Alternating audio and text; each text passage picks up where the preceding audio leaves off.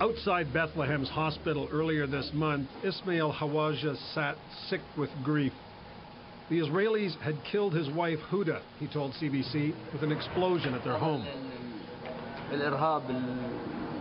As is often the case, his story of abuse by soldiers couldn't be verified. The army had nothing to say, and what was happening inside the refugee camp was off limits to foreign reporters. But not to the Israeli media.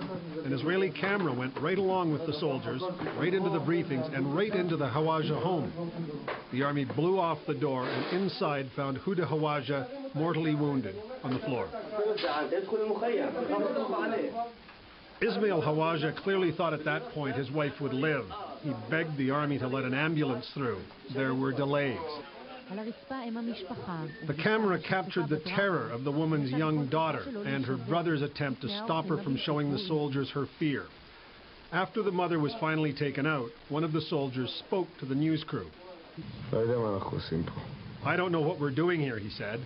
Purification, maybe. It's dirty here. I don't know why a good Hebrew boy should be here so far from his home.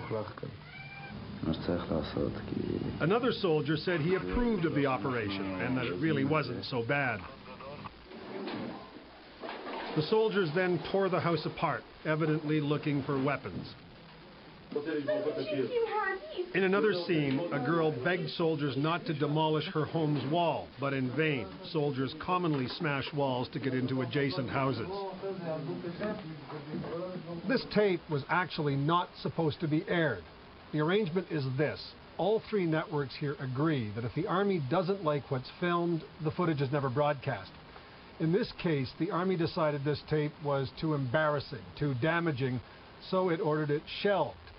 But this past weekend, Israel's Channel 2 decided to break the embargo, and the army and the government and a lot of viewers did not like what they saw.